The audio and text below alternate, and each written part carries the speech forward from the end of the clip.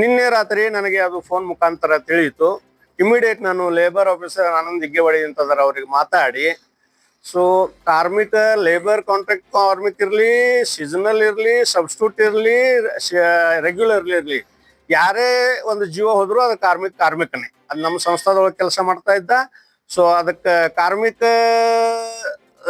ಇದು ಇವ್ರು ಯಾರು ನಮ್ಮ ಲೇಬರ್ ಲೀಡರ್ ಥ್ರೂ ಬಂದವ್ ಇರ್ಲಿ ಅಥವಾ ನಮ್ಮ ಥ್ರೂ ಇರ್ಲಿ, ಜೀವ ಹೋದವ್ ಕಾರ್ಮಿಕನೇ ಅವ. ಅದಕ್ಕೆ ಯೋಗ್ಯವಾದಂತ ನಿರ್ಣಯವನ್ನ ಏನ್ ಲೇಬರ್ ಲೀಡರ್ ಇರ್ತಾನಲ್ಲ ಕಾಂಟ್ರಾಕ್ಟ್ ಥ್ರೂ, ಅವನು ತಗೋಬೇಕು. ಆಮೇಲೆ ಸಂಸ್ಥೆ ವತಿಯಿಂದನೂ ಏನಾದರೂ ಸಾಧ್ಯ ಆದ್ರೆ ಅವನ ಫ್ಯಾಮಿಲಿಗೆ ಶಕ್ತಿ ತುಂಬುವಂತ ಕೆಲಸ ಮಾಡ್ಬೇಕಂತ ಹೇಳಿ ನಮ್ಮ ಯೂನಿಯನ್ ವತಿಯಿಂದ ನಾನು ಒತ್ತಾಯ ಮಾಡ್ತೀನಿ. ಏನಾಯ್ತು, ನಿನ್ನೆ ಕಾರ್ಮಿಕ ಅಧಿಕಾರಿ ಆನಂದ್ ದಿಗ್ಗೆವಾಡಿ ರಾತ್ರಿ 10 ಗಂಟೆಗೆ ಅವ್ರಿಗೆ ವಿಷಯ ಗೊತ್ತಾದ್ರು ಸಹಿತ ಇವತ್ತು ಮುಂಜಾನೆ 8 ಗಂಟೆ ತನಕ ಬಂದಿರ್ಲಿಲ್ಲ. ಈ ಅಧಿಕಾರಿಯ ಬೇಜವಾಬ್ದಾರಿನೋ ಅಥವಾ ಯಾರ ಮುಷ್ಟಿಗೊಳಗಾಗಿ ಇದಕ್ಕೆ ಸ್ಪಂದನೆ ಮಾಡಕ್ ಡಿಲೇ ಮಾಡಿದ್ರು? ಆನಂದ್ ದಿಗ್ಗೆವಾಡಿ ಅನ್ನೋರು ಇಲ್ಲೇ ಇರ್ತಾರೆ, ಲೇಬರ್ ಆಫೀಸರು. ವಾರದ ರಜೆ ಒಂದು ನನಗನ್ಸಿದ ಮಟ್ಟಿಗೆ ರವಿವಾರ ಅವರು ತಮ್ಮ ಊರಿಗೆ ಹೋಗಿದ್ರು ಕಾಣುತ್ತದೆ.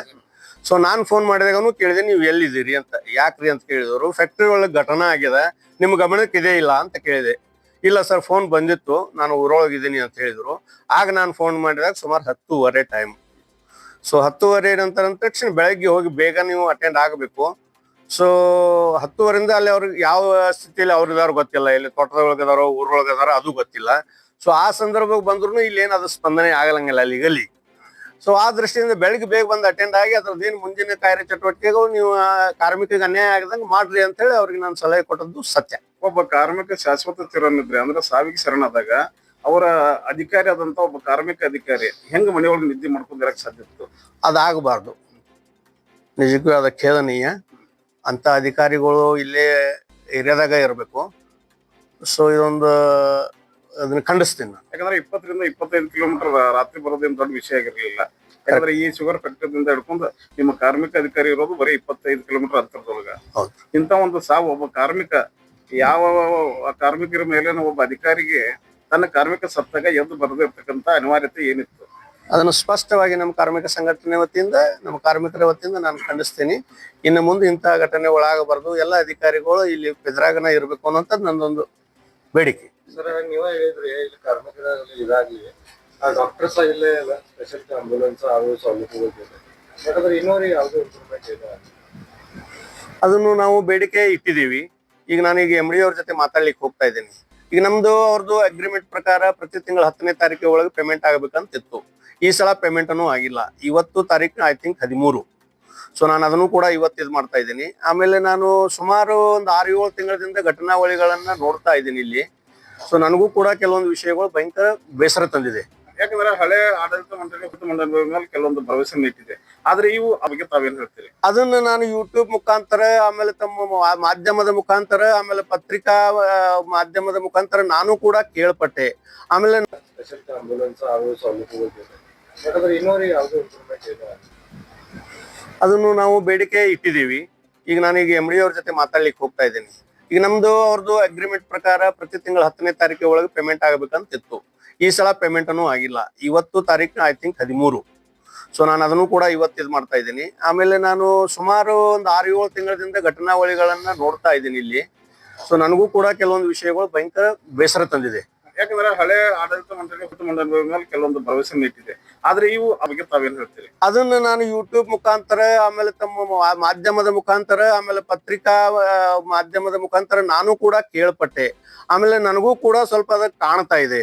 ಸೊ ಅದು ಆಗಬಾರದು ಅಂತ ನಾನು ನಮ್ಮ ಮ್ಯಾನೇಜ್ ಮಂಡಳಿಯವ್ರ ಜೊತೆ 4 ಗೋಡೆ ಮಧ್ಯೆ ಏನ್ ಮಾತಾಡ್ಬೇಕು ಅದನ್ನ ಮಾತಾಡ್ತೀನಿ.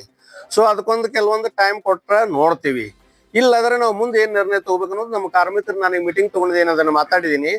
ಅವ್ರಿಗೊಂದು ಸ್ವಲ್ಪ ಟೈಮ್ ಕೊಟ್ಟಕೆಸಿಂದ ಅದು ಏನ್ ತಪ್ಪು ತಡೆ ಆಗ್ತಾ ಇದೆ ತಿದ್ದುಕೊಳ್ಳೋಕೆ ಅವಕಾಶ ನಾವು ಕಾರ್ಮಿಕರು ಕೊಡ್ತೀವಿ.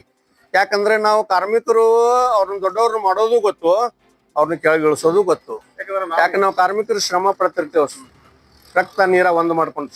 ಈಗ ನಾವು ಏನಾಗಿತ್ತು, ಈಗ ಈ ಕಾರ್ಖಾನೆ ನೀವು ಆತ್ಮಸಾಕ್ಷಿಗೆ ಅನುಗುಣವಾಗಿ ಹೇಳ್ಬೇಕು. ಹಿಂದಿನ ಆಡಳಿತ ಮಂಡಳಿ ಮತ್ತು ಇವರು ಏನು ಜೊಲ್ಲೆ ಅವ್ರ ಕಡೆಗೆ ಹೋಯ್ತಲ್ಲ ಶುಗರ್ ಫ್ಯಾಕ್ಟ್ರಿ, ಆ ಆಡಳಿತ ಮಂಡಳಿ ಏನ್ ಕೆಲಸ ಮಾಡ್ತೈತಿ, ಅದಕ್ಕೆ ಏನ ವ್ಯತ್ಯಾಸ ಕಂಡು ಬಂತು? ನಾವು ಕೆಲವೊಂದು ಬೇಜಾರಾಗೇನೆ ನಮಗೂ ಇಲ್ಲಿ ಬರ್ಲಿಕ್ಕೆ ಮನಸ್ಸಾಗ್ತಾ ಇಲ್ಲ. ಸೊ ಈಗ ನಾವು ಒಂದ್ 8 ದಿವಸ ಅವ್ರಿಗೆ ಕಾರ್ಮಿಕರದ ಅಭಿಪ್ರಾಯ ತಿಳ್ಕೊಂಡು ನಾನು ಮಾತಾಡ್ತಾ ಇದ್ದೀನಿ. ಅವ್ರಿಗೆ ಹೇಳಿದ್ದೀನಿ ಇವಾಗ ನೋಡೋಣ, ಈಗ ಮ್ಯಾನೇಜ್ಮೆಂಟ್ ಜೊತೆನೂ ಮಾತಾಡ್ತೀನಿ ರೀ. ಮಾತಾಡಿ ಅದಕ್ಕೆ ಮುಂದಿನ ದಿನಮಾನದೊಳಗೆ ಏನು ಉತ್ತರ ಕೊಡ್ತಾರ ಸಮರ್ಪಕ ಅದನ್ನ ಇದು ಮಾಡ್ಕೊಂಡ ನಾವು ಅದಕ್ಕೊಂದು ಹಂತಕ್ಕೆ ಬರ್ತೀವಿ. ಯಾಕಂದ್ರೆ ಮೊನ್ನೆ ಒಂದು ವೆಹಿಕಲ್ ಡಿಪಾರ್ಟ್ಮೆಂಟ್ ಒಬ್ಬನ ನೌಕರನ್ ತಗೊಂಡ್ರಿ, ಆ ನೌಕರನ್ ತಗೊಂಡು 3 ದಿನದಾಗ ಅವ್ರು ರಾಜೀನಾಮೆ ಕೊಟ್ಟು ಇವೆಲ್ಲ ನಾನು ಇಲ್ಲಿ ಇಲ್ಲ. ಆಕ್ಚುಲಿ ನನಗೂ ಕೇಳ್ಪಟ್ಟಿದ್ದೀನಿ. ನಾನು ಅದನ್ನೆಲ್ಲ ಖಚಿತಪಡಿಸ್ಕೊಳ್ಳಿಕ್ಕೆ ನಾನು ಕೆಲವೊಂದು ಸಮಸ್ಯೆಗಳನ್ನ ಮಾತಾಡ್ಲಿಕ್ಕೆ ಈಗ ವ್ಯವಸ್ಥಾಪಕ ನಿರ್ದೇಶಕರ ಕಡೆ ಹೋಗ್ತಾ ಇದೀವಿ, ನಮ್ಮ ಕಾರ್ಮಿಕ ಯೂನಿಯನ್ ಪದಾಧಿಕಾರಿಗಳು.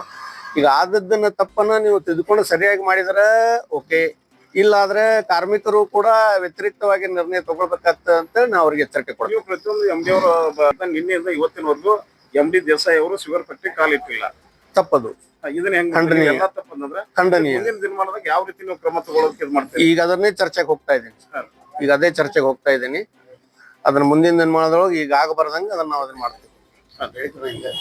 ರಕ್ತ ನೀರ ಒಂದು ಮಾಡ್ಕೊಂಡು ಈಗ ನಾವು ಏನಾಗಿತ್ತು, ಈಗ ಈ ಕಾರ್ಖಾನೆ ನೀವು ಆತ್ಮಸಾಕ್ಷಿಗೆ ಅನುಗುಣವಾಗಿ ಹೇಳ್ಬೇಕು. ಹಿಂದಿನ ಆಡಳಿತ ಮಂಡಳಿ ಮತ್ತು ಇವರು ಏನು ಜೊಲ್ಲೆ ಅವರ ಕಡೆಗೆ ಹೋಯ್ತಲ್ಲ ಶುಗರ್ ಫ್ಯಾಕ್ಟರಿ, ಆ ಆಡಳಿತ ಮಂಡಳಿ ಈಗ ಏನ್ ಕೆಲಸ ಮಾಡ್ತೈತಿ ಅದಕ್ಕೆ ಏನ ವ್ಯತ್ಯಾಸ ಕಂಡು ಬಂತು?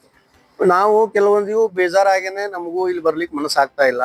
ಸೊ ಈಗ ನಾವು ಒಂದ್ 8 ದಿವಸ ಅವ್ರಿಗೆ ಕಾರ್ಮಿಕರದ ಅಭಿಪ್ರಾಯ ತಿಳ್ಕೊಂಡು ನಾನು ಮಾತಾಡ್ತಾ ಇದ್ದೀನಿ. ಅವ್ರಿಗೆ ಹೇಳಿದ್ದೀನಿ. ಇವಾಗ ನೋಡೋಣ, ಈಗ ಮ್ಯಾನೇಜ್ಮೆಂಟ್ ಜೊತೆನೂ ಮಾತಾಡ್ತೀನಿ ರೀ. ಮಾತಾಡಿ ಅದಕ್ಕೆ ಮುಂದಿನ ದಿನಮಾನದೊಳಗೆ ಏನು ಉತ್ತರ ಕೊಡ್ತಾರ ಸಮರ್ಪಕ ಅದನ್ನ ಇದು ಮಾಡ್ಕೊಂಡ ನಾವು ಅದಕ್ಕೊಂದು ಹಂತಕ್ಕೆ ಬರ್ತೀವಿ. ಯಾಕಂದ್ರೆ ಮೊನ್ನೆ ಒಂದು ವೆಹಿಕಲ್ ಡಿಪಾರ್ಟ್ಮೆಂಟ್ ಒಬ್ಬನ ನೌಕರನ್ ತಗೊಂಡ್ರಿ, ಆ ನೌಕರನ್ ತಗೊಂಡು 3 ದಿನದಾಗ ಅವ್ರು ರಾಜೀನಾಮೆ ಕೊಟ್ಟು ಇವೆಲ್ಲ ನಾನು ಇಲ್ಲಿ ಇಲ್ಲ. ಆಕ್ಚುಲಿ ನನಗೂ ಕೇಳ್ಪಟ್ಟಿದ್ದೀನಿ. ನಾನು ಅದನ್ನೆಲ್ಲ ಖಚಿತಪಡಿಸ್ಕೊಳ್ಳಿಕ್ಕೆ ನಾನು ಕೆಲವೊಂದು ಸಮಸ್ಯೆಗಳನ್ನ ಮಾತಾಡ್ಲಿಕ್ಕೆ ಈಗ ವ್ಯವಸ್ಥಾಪಕ ನಿರ್ದೇಶಕರ ಕಡೆ ಹೋಗ್ತಾ ಇದೀವಿ, ನಮ್ಮ ಕಾರ್ಮಿಕ ಯೂನಿಯನ್ ಪದಾಧಿಕಾರಿಗಳು.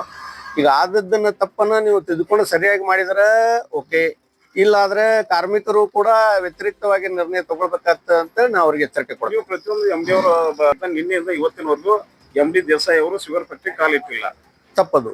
ಇದನ್ನ ಹೆಂಗ್ ಖಂಡನೀಯ. ಎಲ್ಲ ತಪ್ಪಂದ್ರೆ ಖಂಡನೀಯ. ಮುಂದಿನ ದಿನಮಾನದಾಗ ಯಾವ ರೀತಿ ನೀವು ಕ್ರಮ ತಗೊಳ್ಳೋಕೆ ಇದು ಮಾಡ್ತೀವಿ? ಈಗ ಅದನ್ನೇ ಚರ್ಚೆಗೆ ಹೋಗ್ತಾ ಇದ್ದೀನಿ. ಈಗ ಅದೇ ಚರ್ಚೆಗೆ ಹೋಗ್ತಾ ಇದ್ದೀನಿ. ಅದನ್ನ ಮುಂದಿನ ದಿನಮಾನದೊಳಗೆ ಈಗ ಆಗಬಾರ್ದಂಗೆ ಅದನ್ನ ನಾವು ಅದನ್ನ ಮಾಡ್ತೀವಿ.